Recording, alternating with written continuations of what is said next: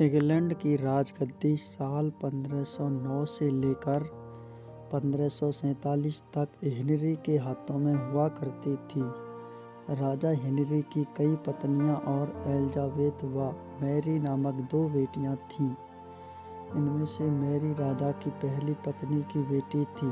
राजा Henry को Mary ज़्यादा पसंद नहीं थी, इसलिए वो उसके साथ बुरा व्यवहार करते थे। अगर मैरी कुछ कह भी दे तो राजा उसकी कोई बात नहीं मानते थे। सन 1547 में जब राजा हेनरी की मौत हो गई तो प्रजा की इच्छानुसार 16वीं शताब्दी के दौरान हेनरी की पहली बेटी मैरी को इंग्लैंड की राजगद्दी दे दी गई। वह इंग्लैंड की रानी बन गई। उस समय इंग्लैंड के हालात बहुत अच्छे नहीं थे। इंग्लैंड कैथोलिक और प्रोटेस्टेंट इन 2 धर्मों के बीच में बट गया था। उस समय दोनों धर्मों के लोगों के बीच जंग छिड़ी हुई थी। रानी मैरी चाहती थी कि पूरे इंग्लैंड में सिर्फ एक ही धर्म हो, लेकिन लोगों ने उसकी यह बात मानने से साफ इनकार कर दिया था। इससे नाराज होकर रानी ने उनकी बात न मानने वाले को मौत की सजा दे दी थी। वह ऐसे लोगों को जिंदा भी जला देती थी। रानी मैरी की इस क्रूरता की वजह से इंग्लैंड के लोग उससे नफरत करने लगे। ऐसा भी कहा जाने लगा कि रानी मैरी कुंवारी जवान लड़कियों के खून से नहाती थी। उसका मानना था कि उसके खून से नहाने से वह ज़्यादा दिनों तक जवान रह सकती है। कुछ सालों बाद रानी मैरी ने शादी कर ली और कुछ समय बाद इंग्लैंड में एक खबर आई कि रानी मैरी गर्भवती है और जल्द ही उनके राज्य को उनका नया राजा भी मिल जाएगा।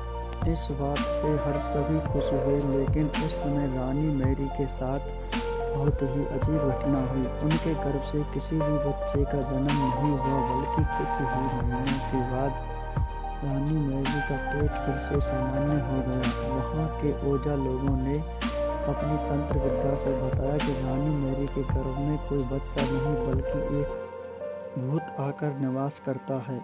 कुछ समय बाद फिर रानी मैरी के गर्भ में वही भूत आकर रहने लगा और वह फिर से गर्भवती हो गई। इस बार भी रानी को कोई बच्चा नहीं हुआ और उस घटना के कुछ ही दिनों के बाद रानी मैरी की मृत्यु हो गई। इसके बाद मैरी की छोटी बहन एलिजाबेथ को इंग्लैंड की राजगद्दी पर बैठाया गया और एलिजाबेथ इंग्लैंड की नई रानी बन गई। रानी मैरी की क्रूरता की वजह से इंग्लैंड के लोग उसे एक निर्दयी औरत मानते थे।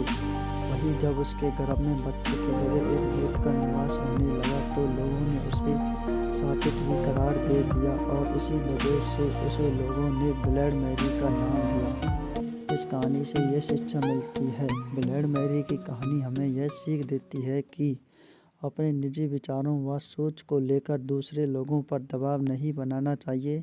शांति और करुणा से लोगों का ख्याल रखना ही मनुष्य का धर्म है। यदि ये वीडियो अच्छी लगी हो तो वीडियो को लाइक करें और हमारे चैनल को सब्सक्राइब करना ना भूलें। नोटिफिकेशन को ऑल पर क्लिक करें।